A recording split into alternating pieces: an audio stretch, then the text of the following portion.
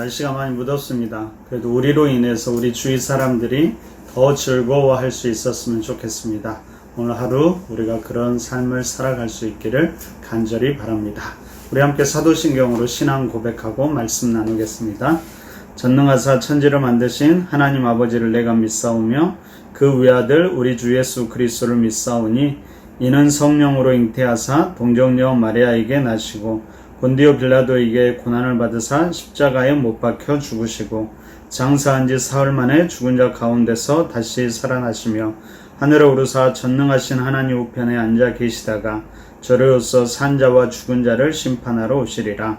성령을 믿사오며 거룩한 공회와 성도가 서로 교통하는 것과 죄를 사하여 주시는 것과 몸이 다시 사는 것과 영원히 사는 것을 믿사옵나이다.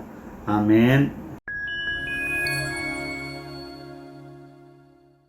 디모데후서 2장입니다. 여러분, 우리가 서신서를 묵상할 때 당시 상황을 먼저 우리가 이해하는 것이 본문을 이해하는 데 도움이 될 것입니다. 디모데후서는 우리가 한 3가지 정도 상황을 이해하면 좋겠습니다. 당시는 첫 번째로 네로 황제 통치 시기였죠. 그래서 기독교의 박해가 시작되는 시기였습니다. 바울도 이때에 붙잡히게 돼서 감옥에 갇히게 되는데요. 첫 번째 로마에서 잡혀 있었던 가택 연군과는 조금 다르지요. 이때에는 어두컴컴한 지하 감옥에 갇히게 되어서 어느 누구도 만날 수 없게 됩니다. 당시에 바울이 나이도 참 많았는데 이제는 사도 바울이 이번에 사형을 받게 될 것이라는 것을 직감으로 알 수 있었던 것 같습니다. 그래서 마지막 힘을 내어서 가장 사랑하던 아들, 영적 아들이었던 디모데에게 편지를 쓰지요. 당시 디모데는 사도 바울의 권유로 예배소 교회를 담임 목회하고 있었는데요. 어린 나이였고 예배소 교회의 많은 문제들로 인해서 상당히 힘들어했던 것 같습니다. 그런 디모데에게 바울이 편지를 써서 권면하는데 한 3가지 정도 권면을 합니다. 첫 번째는 목회에 대해서 권면을 하고요. 두 번째는 마지막 때를 살아가고 있는데 그 태도에 대해서 권면합니다. 그리고 마지막으로는 개인적인 부탁 몇 가지를 하고 있습니다. 특별히 디모데후서 1장과 2장에 사도 바울이 디모데에게 한 목회에 대한 권면이 기록되어 있는데요. 특별히 목사로서 그리고 리더자로서 어떠한 태도를 가져야 하는지를 잘 기록하고 있습니다. 한 줄로 요약한다면 1장에서는 복음과 함께 고난을 받으라고 이야기하고요.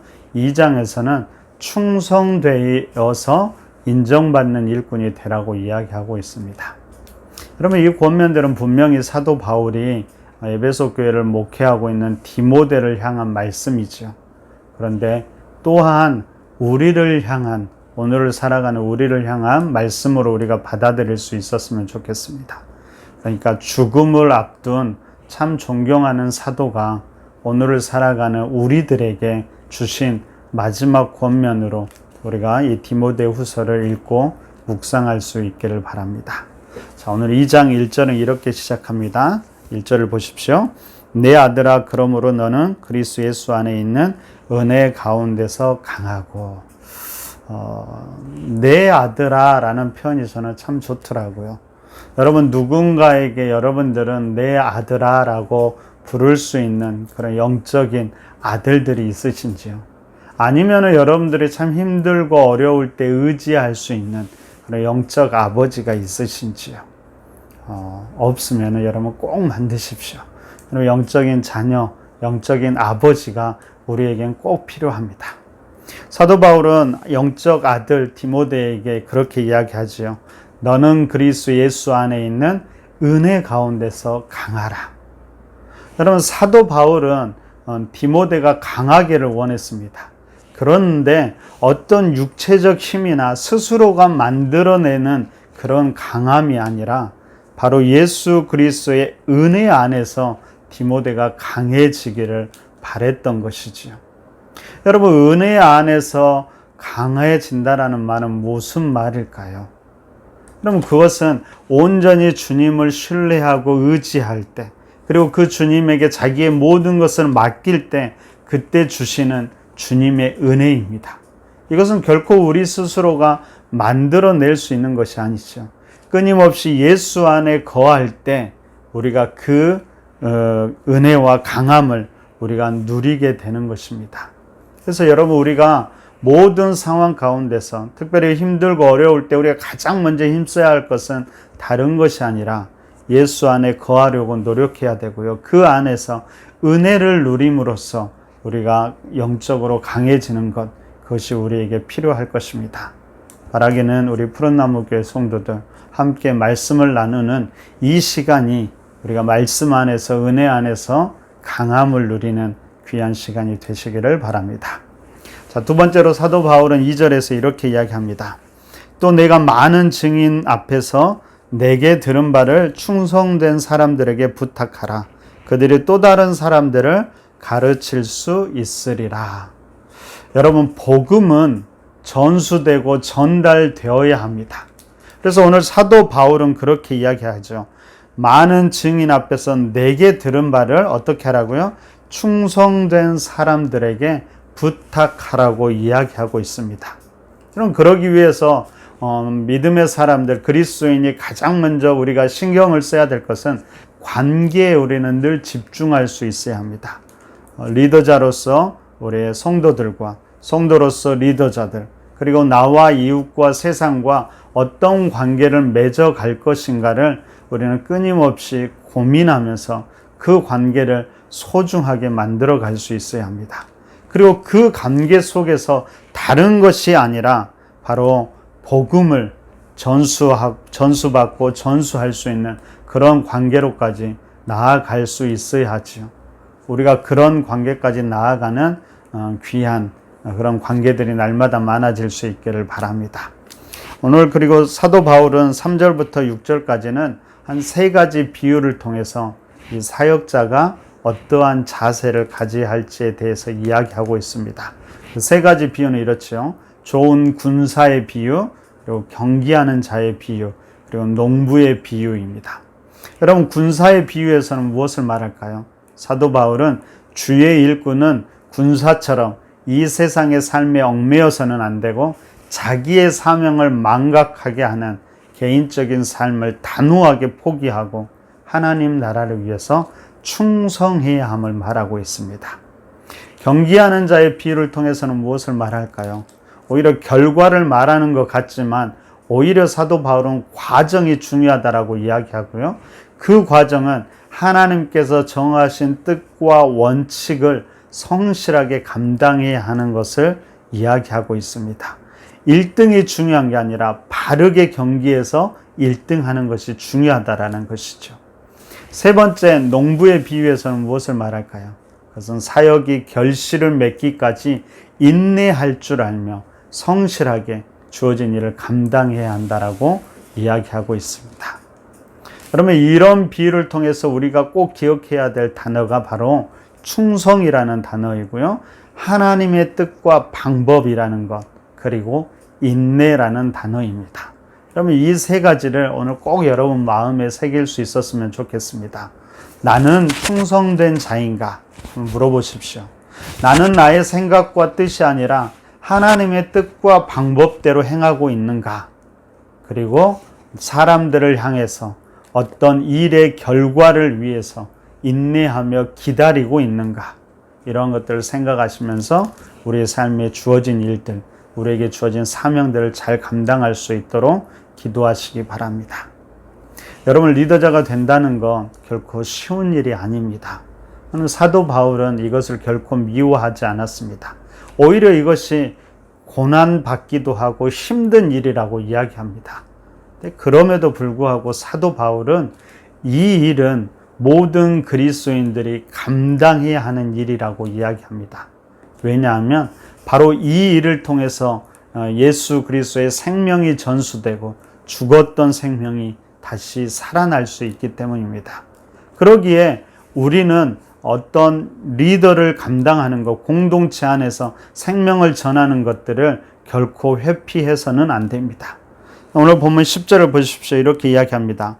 그러므로 내가 택함 받은 자들을 위하여 모든 것을 참음은 그들도 그리스도 예수 안에 있는 구원을 영원한 영광과 함께 받게 하려 함이라. 사도 바울이 고난 속에서도 인내하고 자기에게 주어진 일을 최선을 다해서 감당한 것은 다른 것이 아니라 그들도 바로 예수 안에 있는 구원과 영광을 함께 누릴 수 있기를 바라는 마음이었습니다. 여러분, 우리에게도 이 마음이 있기를 간절히 바랍니다. 계속해서 오늘 사도 바울은 14절 이하에서 인정받는 일꾼에 대해서 말씀하면서 특별히 두 가지를 당부합니다. 첫 번째는 거짓 선지자를 경계할 것을 당부하면서 말에 관한 것으로 논쟁이 아니라 행동으로 보일 것을 이야기합니다. 여러분 14절부터 16절까지 제가 읽어드리겠습니다. 너는 그들로 이 일을 기억하게 하여 말 다툼을 하지 말라고 하나님 앞에서 엄히 명하라. 이는 유익이 하나도 없고 도리어 듣는 자들을 망하게 함이라. 너는 진리의 말씀을 옳게 분별하며 부끄러울 것이 없는 일꾼으로 인정된 자로 자신을 하나님 앞에 드리기를 힘쓰라. 망령되고 헛된 말을 버리라. 그들은 경건하지 아니함에 점점 나아가나니. 여러분, 말에 대한 여러 가지 이야기를 하지요. 여러분, 말 다툼 하지 말고 그 말다툼이라는 게 유익이 하나도 없다라고 이야기하고 있습니다. 오히려 그런 허탄한 말들을 버리고 행동하기에 힘쓰라고 이야기합니다. 여러분, 말을 할 때 절대로 남을 비난하거나 남을 깎아내리는 말보다 남을 세워주고 남을 격려하는 말을 하시기 바랍니다. 무엇보다도 여러분들의 입술의 말에서 생명이 넘쳐날 수 있기를 바랍니다. 여러분, 말다툼 하지 마십시오. 오히려 말씀에 헌신하시기를 바랍니다. 우리가 사역을 하면 할수록 깨닫는 것이 바로 그것이죠. 말로는 안 된다라는 것입니다. 사람을 변화시키는 것도 말이나 논쟁이 아니라 삶을 통해서입니다. 바라기는 여러분은 말이 많은 리더자들이 아니라 묵묵히 실행하는 그런 리더자들이 되시기를 간절히 바랍니다. 두 번째로 사도 바울은 20절 이하에서 거룩함과 성결함을 유지할 것을 당부합니다. 여러분, 주인이 쓰는 그릇은 금그릇이냐 은그릇이냐 나무 그릇이냐 질그릇이냐 그런 것이 중요한 것이 아닙니다. 중요한 건 뭘까요? 바로 깨끗하냐 그렇지 않느냐입니다. 여러분 21절을 보십시오. 그러므로 누구든지 이런 것에서 자기를 깨끗하게 하면 귀히 쓰는 그릇이 되어 거룩하고 주인의 쓰심에 합당하며 모든 선한 일에 준비함이 되리라. 여러분, 특별히 깨끗함을 위해서 우리가 어떻게 해야 될까요? 22절을 보십시오.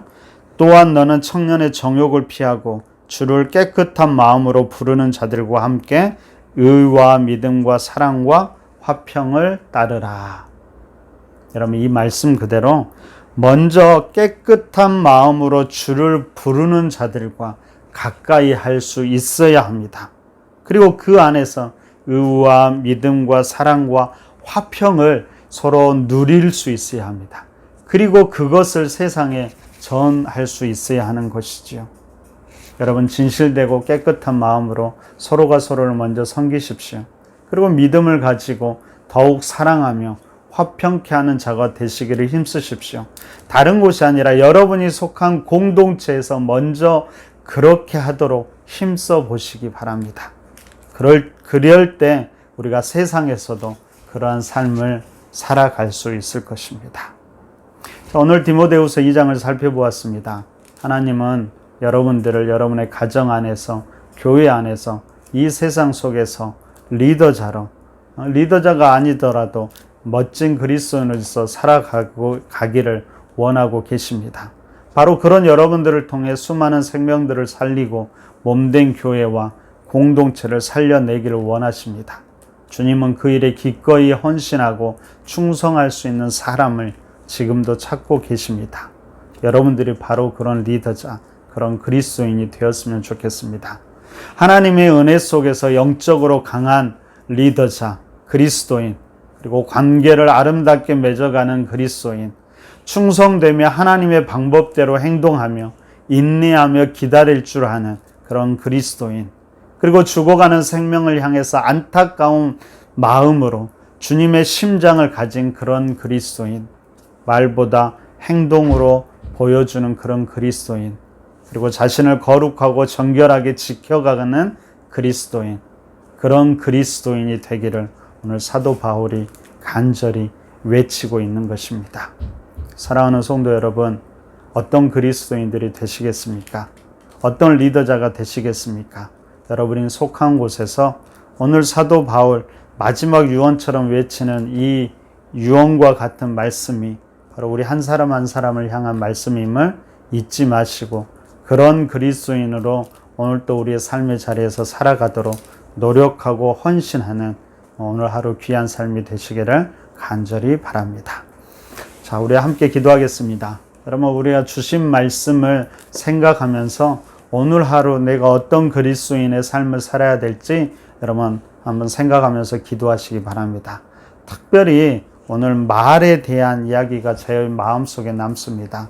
오늘 여러분들이 하는 말을 통해서 생명들을 죽이는 것이 아니라 생명을 살리고 회복시키는 그런 귀한 말을 하는 그리스도인으로 살아갈 수 있도록 기도해 주시기 바랍니다. 그리고 주일 예배를 위해서도 함께 기도하시고요. 함께 주일에 모여서 우리 모두가 거룩한 예배 드릴 수 있도록 함께 기도하고 주일 예배 우리가 만날 수 있었으면 좋겠습니다. 이런 기도 제목으로 함께 기도하고 오늘 또 말씀과 은혜 가운데 살아가시는 귀한 하루 되시기를 바랍니다. 우리 함께 기도하겠습니다.